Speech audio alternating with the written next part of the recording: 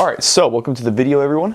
Today we're going to be covering a topic that I normally would not post on this sort of platform because I want to use this mostly as like a recipe guide, or, a channel that makes, recipes and talks about food a lot.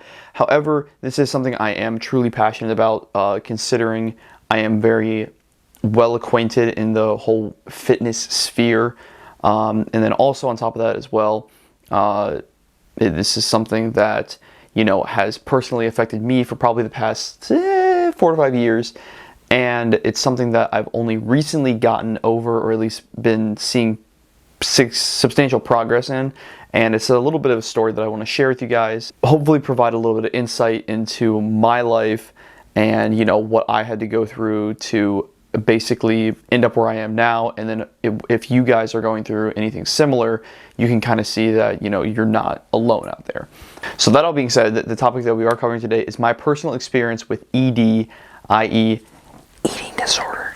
And before anyone tries to jump the gun and say oh my god, what are we talking about here? About were you bulimic, were you anorexic? And no, I did not have any sort of actual serious eating disorder that was either clinically diagnosed or that I had any sort of super detrimental repercussions because of, but it is something that I have struggled with in the past, and to some extent I still have a little bit of carryover in my personal life today, but it is something that I have seen, again, substantial progress in improving over the past year or so. Probably back in middle school was when definitely middle school and early high school, so maybe freshman and sophomore year, that was the period of the time. That was what some of my friends colloquially, how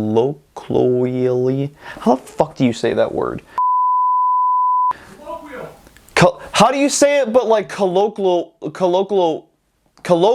fuck! Colloquial? Yeah. But how do you say it colloquially? Colloquially? Yeah. That's a fucking weird word. Some of my friends, fucking Christ, I forget it. So what my friends will call the chubby Liam era, and this is basically a time in my life where I did not give 1 ounce of a shit about what I was eating. I kid you not, when I was in middle school, my dinners most of the time would consist of a family pack, which is usually 72 bagel bites and 4 Diet Cokes. Or if we were really balling out, my family would often then go to either Chick-fil-A, CC's Pizza, Firehouse Subs, Subway. I mean, just basically eating out pretty much every single day. And if it wasn't that, it was just eating really shitty foods. I remember when before I moved to New York, while we were moving out of our house in North Carolina, I remember there was 2 or 3 days in a row where literally the only thing I ate was goldfish out of 2 of those gallon-sized containers. And over the course of 3 days, I'm pretty sure I ate either 2 or 3 entire goldfish containers. And so my diet was non-existent whatsoever. So in lieu of that, I ended up being really chubby and overweight, at least in my eyes. I was 225, 230 pounds, somewhere around there. Like most people, I was bullied for, being chubby, being overweight. That kind of teetered out when I got to high school, but it still happened occasionally, but not nearly to the extent that it did in middle school. And for me personally, I didn't really care too much what other people thought about me. It was more so what I thought about myself. And so I did not like the way I looked in the mirror personally. I thought the way I looked was absolutely abhorrent. So I wanted to change that. And also I would say that the secondary main reason was because I wanted to get girls. That was, let's be honest. Started making a little bit of progress in terms of changing myself in the transition from my freshman year of high school into my sophomore year of high school. I did start going to the gym with a couple of my buddies who are still to this day like my best friends. They were the ones who initially started getting me in the gym, getting me familiar with like lifting weights. Even if it was only for 2 or 3 months, it was something that kind of, sparked this interest in me very early on, but at the same time, it wasn't something that I progressed in significantly until much later down the road in my life.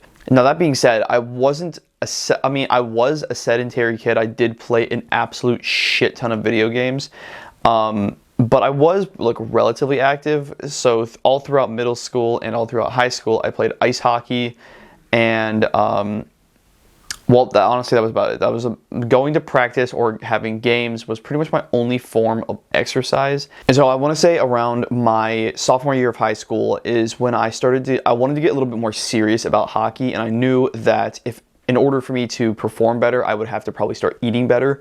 So I want to say the sophomore year of high school for me was when I, kind of made a full-fledged transition to like, okay, I'm going to start making a conscious effort to eat less shit and be a little bit more cognizant about what I am eating. This is going to sound like super, like superficial and whatnot, but all I wanted in life, like at all, was just to have abs. That is all I wanted.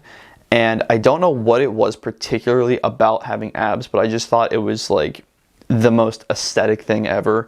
And I just, I wanted that for me. And I figured that once I had abs, I would, my life would be immensely better. I would be on cloud 9. Past my sophomore year of high school, that kind of goes up. We're going into my junior year of high school, and this is where almost like a grace period. Like it was a time in my life where I didn't look that bad. I actually looked pretty good. I had like a decent amount of muscle mass retained from like just hockey, and then this is also when I started running track. So while I was running track, that was kind of more exercise outside of my hockey season, which kept me active and whatnot. And I was actually like pretty happy. Like this was the time. This was when I got my first girlfriend, and I was doing pretty well.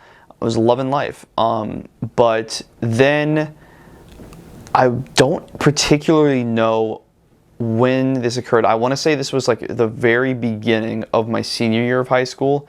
I still did not have abs, and it was still something that I really, really wanted to achieve. And so I got just like super, super gung-ho and interested in fitness, nutrition, weight training, all that jam. I think the worst of my offense was during my senior year track season.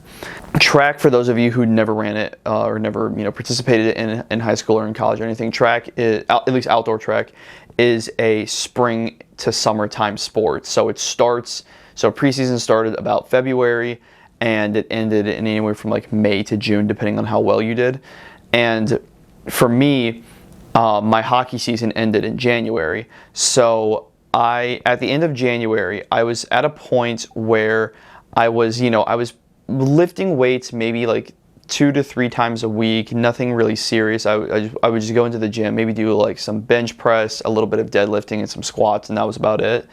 And I was eating pretty much just like to satiety. Like I never really tracked my calories or really cared too much about macros.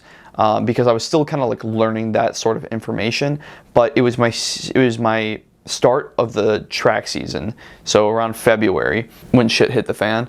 So basically, around the start of my track season, I became super, super obsessive about what I was eating, how much I was eating. I would be using like my FitnessPal to like track my calories, and the funny thing is, all the stuff that I learned about like nutrition and whatnot, of course, it led me down the path of thinking, carbohydrates are the enemy.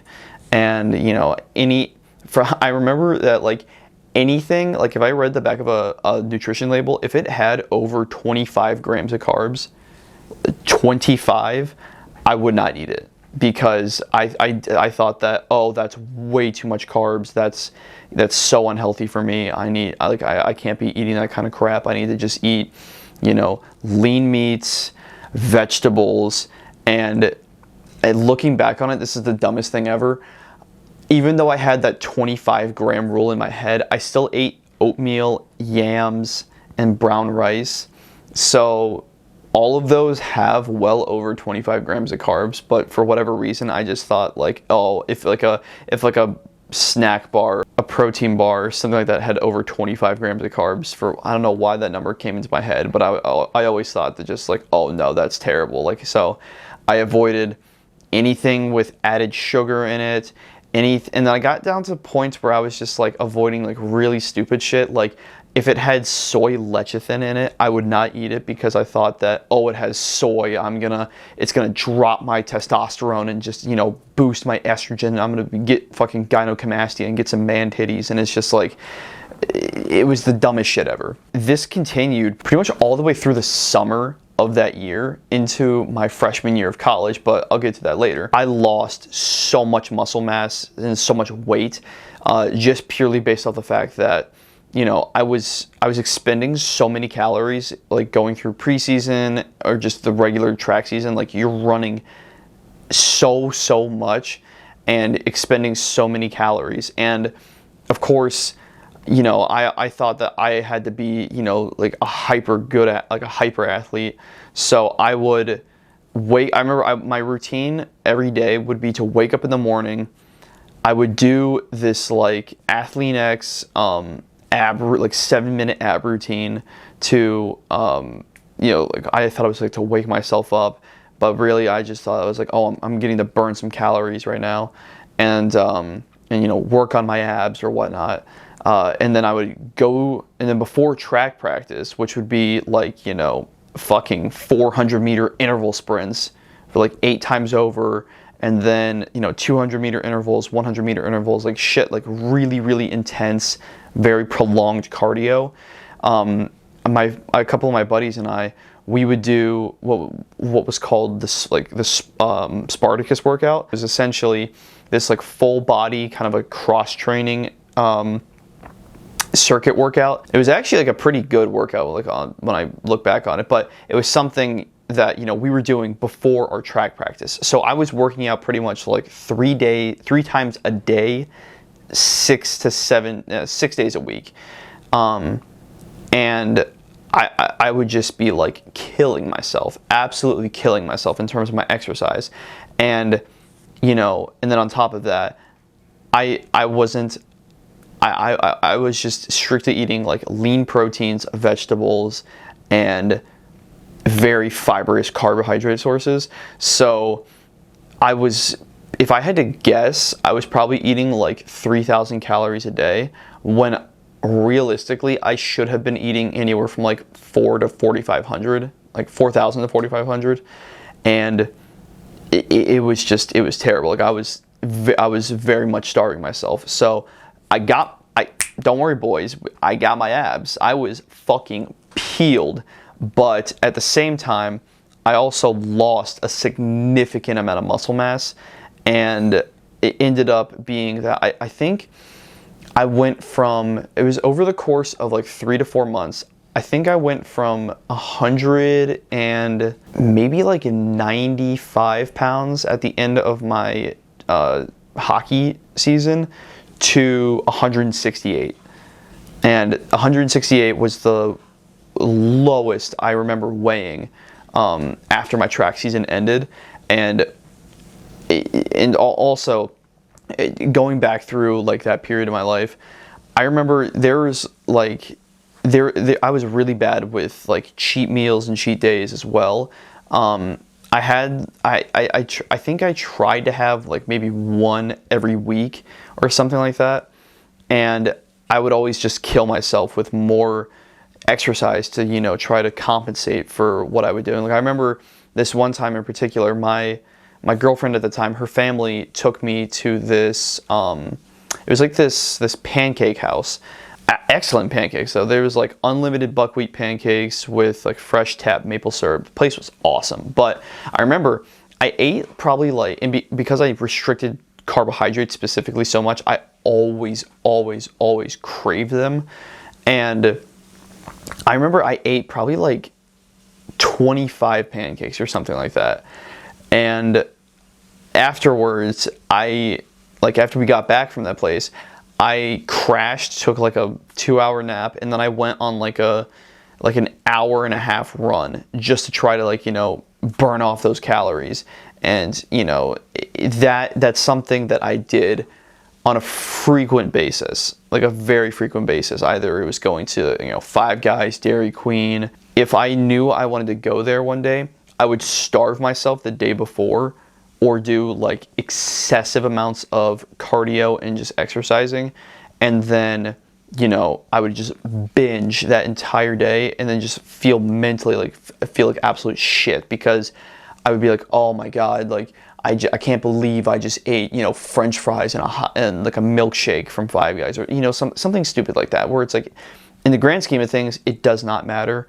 And looking back on it, it's like, I know that now, but at the time I thought that I was just like, every little bit of food that was not within my very small window of what I would allow myself, it would kill me mentally. I went on vacation with my ex-girlfriend at the time, with her family, and during the whole vacation, I was trying to count calories and eat, really like, within the same food groups. I remember I would wake up early, like go to the gym there, do a crazy ass like full body workout, come back, and, make my own food, and then like while they were wanting to go out to breakfast and stuff like that, I would just be like, oh yeah, I'll make my own stuff, and then I would eat breakfast there, and then pretty much binge on that stuff, and then feel the need to go exercise all day just so I can burn off those calories. And I wasn't even spending time with my girlfriend or their family, who were just nice enough to take me on this vacation with them. I wasn't even spending time with them. And so looking back on it, it's something I'm like, wow, this like food truly controlled my life. And it was not a fun experience. Do not recommend. At the end of the summer, I started to realize I was like, holy shit, like I'm so skinny. Like my mom used to call me like emaciated. It was very eye-opening. And so I decided, I was like, okay, I need to go on, a bulk. I need to, commit to allowing myself to eat more calories, eat more food, and actually put on some muscle mass. So I started this like training program, and I was eating actually like a sufficient amount of calories. Like for what I was doing, I was eating like probably 3,800. And it started to work. Like, I was starting to see improvements in my strength, my physique. I was putting on muscle mass, and I was finally getting back up to where I was before I became so just like unnecessarily, obsessive over what I was eating. Given that I was finally, for the first time in my life, allowing myself to not so much eat whatever I wanted, but to just, kind of enjoy food again, I bulked all the way up to 205, 206, I want to say was my heaviest. And so I rebounded so fucking hard. And I became a real fluffy boy, like halfway through my freshman year of college. I remember it got to the point where when I was like sitting in class, I could feel the water in like my cheeks and my neck. Like I could feel my double chin. So yeah, that was interesting. Even though I was bulking, I wasn't eating traditional bulked foods. I always told myself, I was like, okay, if I'm going to be bulking, I'm going to be doing it by I'm still eating clean. And, so I would be getting in 4,000 calories a day, but I would only be eating like oatmeal, chicken breast, very fibrous fruits, and then like Halo Top ice cream or something like that if I really wanted to treat myself. It was good that I was able to kind of, accept the fact that putting on some, some fat and, allowing myself to eat more food and not be as defined all the time. Allowing myself to do that was good, but at the same time, it was still what I would consider pretty abnormal eating patterns because I was only wanting to eat what was deemable as clean foods. Okay, so my camera once again basically shit the bed, and I have to kind of like, jiggity jump all over the fucking place to basically re-record my outro to this video.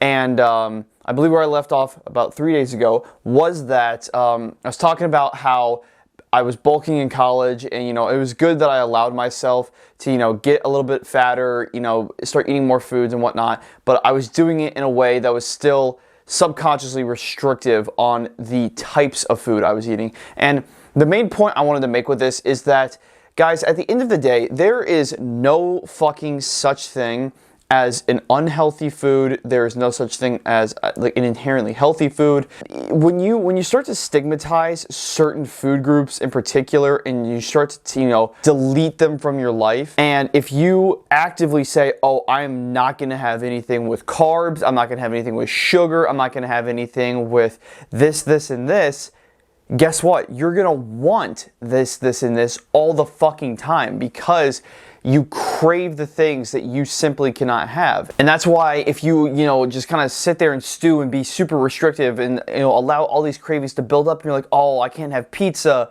I can't have ice cream, I can't have donuts and stuff like that. It's like, I'm going to save all these up for a huge cheat day. Then you go out and you eat, fucking like a dozen donuts, a large pizza, fucking, 2 pints of Ben & Jerry's. You binge fuck half of planet Earth. And you left there with feeling just immense amounts of just like guilt because that now it all washes over you, and you're just like, holy shit! Like I just basically blacked out and ate everything in sight. And you want to avoid that, not only because that's just unhealthy for like the way your body is going to function, but also for like your mental well-being. That's not optimal for good mental health. And honestly, a lot of the time that's a much more important than your physical health. And that's something that's taken me pretty much until now to realize. I've been doing this whole power, like weightlifting and nutrition thing for the past 4 years, and I've only realized until recently how important it is to really be truly mentally happy as opposed to just being physically happy. And so what I'm doing currently in my life today, in order to help, alleviate those symptoms of remorse for, just binging and, all the things I had to go through in the past, is basically I'm kind of going about my day through an intuitive dieting approach.